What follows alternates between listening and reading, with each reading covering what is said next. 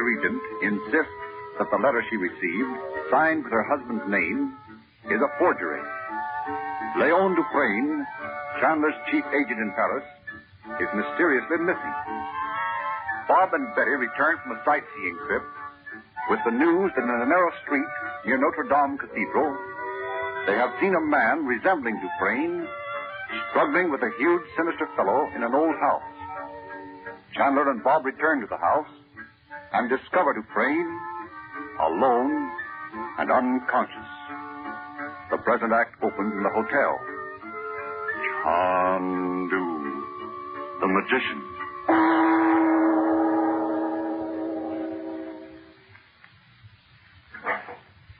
Well, here we are, Mother. Didn't Uncle Frank come? Not yet. So you might just as well have come down to lunch with us. You know, you're not going to help Father any by starving yourself to death. Oh, don't pick on her, Bob. Mother, I asked him to bring you up some lunch. I thought you might like something to eat. It'll be here in just a minute. Thank you, dear. I'm not hungry. Well, you'd better eat, though. Father will scold us for not taking care of you when we tell him about it. Oh, don't worry about me, dear. I'm all right. Oh, that must be Uncle Frank now. Come in.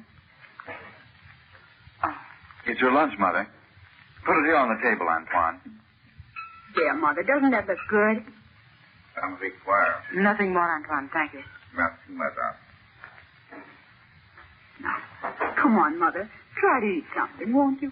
Yeah, you act as though we'd already found out that Father was drowned or something. Oh, Bob. Well, I didn't mean that exactly. You know I didn't. Oh, there you are at last, Frank. Yes. I've had a very busy morning. Dufresne's still unconscious at the hospital. Did you go through that old house where we found him, Uncle Frank? Yes. I took 2 gendarmes, and we went through it from the cellar to the roof. All the tenants told the same story. Dufresne was brought there by 2 men who rented that ground floor room and stayed there with him day and night. Wouldn't you think that some of them would have become suspicious and called the police, Frank?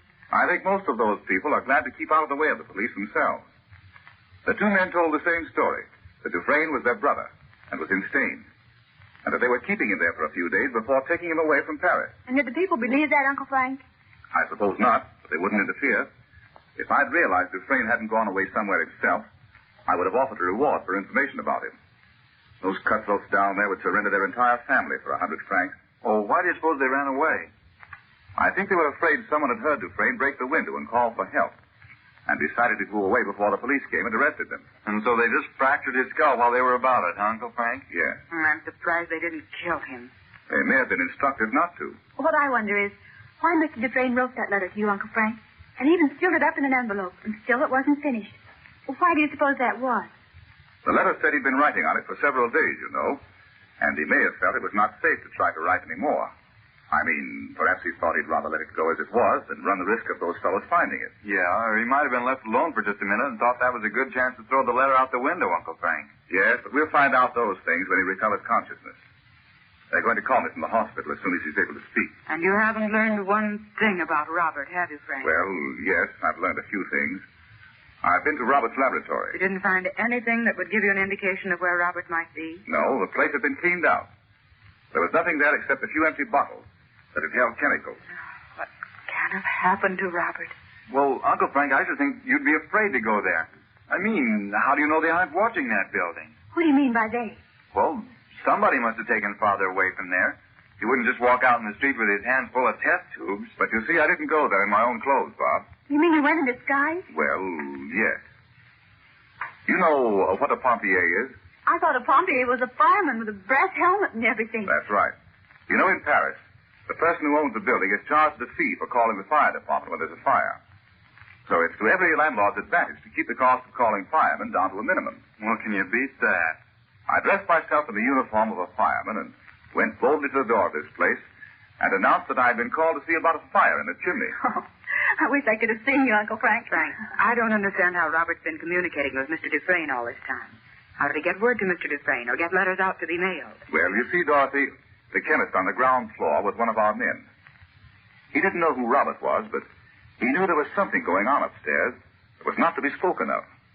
His wife had been getting Robert's meals and also taking messages for him to Dufresne. But where are this chemist and his wife? I don't know. Dufresne's letter said nothing about them, you know. He just said he'd received a message from me, telling him to close up the chemist's shop, and when he went there to follow my instructions, He found the chemist and his wife gone, and the shop closed. But Mr. Dufresne didn't say a word about them in his letter, did he, Uncle Frank? No. And that must mean they were not there when he arrived. You mean the chemist was really working for someone else all the time, Frank? No, I don't mean that. I think he and his wife were probably sent away by a message purporting to come from Dufresne. Well, gee, it certainly is complicated, isn't it? Mother gets a message from Father saying he has to go away for a few days. And Mr. Dufresne gets a message from you telling him to close up the chemist shop. And the chemist gets a message from Mr. Dufresne telling him to go away. And don't forget, Father told Mr. Dufresne Uncle Frank wanted him to come to Cairo. But what can be the purpose of all this, Frank? Surely... The purpose was to get into Robert's laboratory and search it. But why? Because they think he's made a discovery that they can use. And that means those papers of Robert's that were stolen from the house in Beverly Hills have never been found. Where do you think they are, Uncle Frank? I think they're in the hands of some person, some native in Algeria or Egypt, who doesn't know what they are. Don't you know a ranger said Roxor had the Arab who stole the papers in Alexandria killed? The one who tried to sell them to me in Algiers? Yes. Well, if the papers are just kicking around in some native house down there in Algiers, they certainly will never do anybody any harm. No, unless someone comes along who realizes their real value. As a matter of fact, those papers are just like an unexploded shell lying around somewhere where anyone might come along and kick it. Right. I know. But who would want Robert's secret now? And how can you even begin to look for these men and the men who've sent Robert away? Well, first, of course, I went to the police. Foreigners are required to register with them. And we may find them that way. I'm having Dimitri looked up. I know if he came to Paris, he might be able to lead us to the rest. Listen, there's that summons thing. Now I bet you'll find out about Dimitri and Father and everybody. My crystal ball. There it is. May we all look, Uncle Frank? Maybe about Father. Yes, or... What a strange picture. Gee, yes. The ocean, isn't it? But it sure looks funny. How black and menacing the water looks. Look at the rocks at the edge. They're toppling over into the water. Oh, I need to look. Strange we don't hear the Yogi's voice, Frank. Let's all be still. I think we shall hear it. My son, thou art going into extreme peril. Be warned in time. I'm listening, my teacher. But what is the meaning of this strange picture of great rocks falling into the sea? Interpret it according to the wisdom of the East, my son. The sea of thy life is black with clouds of seeming evil. But thou art strong to deny it, if thou wilt. I understand. In overcoming the powers of darkness in the place thou hast visited, thou hast done well. The brotherhood commends thee. But thy work will succeed only by unceasing vigilance. Dost thou understand, my son? Yes, my teacher. Tell those thou lovest they must be strong. Tell thy sister this. When there be an empty space within thy life, fill it with love. Farewell, my son. Await the call. The picture's gone. And of all the mysterious things the Yogi's ever said, this one wins all the prizes. Oh, I bet Uncle Frank understands it, don't you, Uncle Frank? Yes. Well, how about what he said to Mother? What does he mean by an empty space in her life? Oh, silly, he means because Father's not with her, of course. Yeah, I bet. I suppose you think he means for her to go around falling in love with a lot of other people. You would. Oh, you make me simply wild. You know I don't think anything of the kind.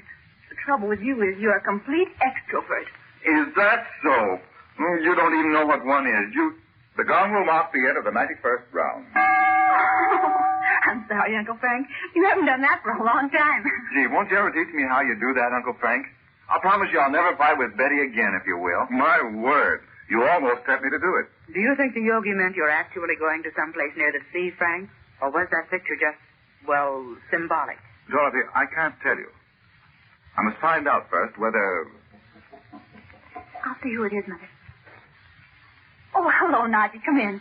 Did you get your ticket? Yes, Betty. I could have seen to that for you, Naji. Oh, thank you, Chandu. But I had to be in that part of Paris for something else. And it was easy to see about the tickets then. Chandu, I have seen on the street Dimitri. You have?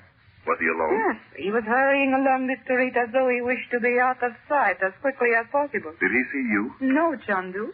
Nicky told me Dimitri came down to Cairo to see you a few weeks ago. Did he, Najee? Nicholas told you. How did he know that? I told him. What do you want, Najee? Let us not speak of that. No, that's all over now. But say, what... Najee, where did Dimitri go? Did you notice? Yes, I follow him as fast as I can, so we will not see me. And he went quite a long way.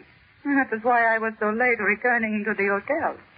He entered the Rue José d'Antin, and I saw him stop before a little shop. A shop? What kind of a place was it? It was a gem cutter shop, very tiny, with small windows. Could you find the place again, Najee? Oh, of course, Chandu. Can you tell me exactly where it is? I will go with you and point it out, Chandu. Oh, no, that won't be necessary. Just give me the location and I'll find it. Najee, did you notice that there was a clock around there anywhere? In the street, I mean? A clock? But no, Bob. Why do you ask? Because that message Uncle Frank found in the statue said, the clock strikes 5. I thought if that was a meeting place, there might be a clock around someplace. Oh, no, Bob. Now, Najee, tell me where that shop was. I'll answer it. Hello? Robert. I'm listening, yes. Tell Frank what? I can't hear you, dear. Yes. Yes. And what? I can't hear you. Robert, listen to me a moment. What are you? I hear you. Robert, tell me where you are. Robert.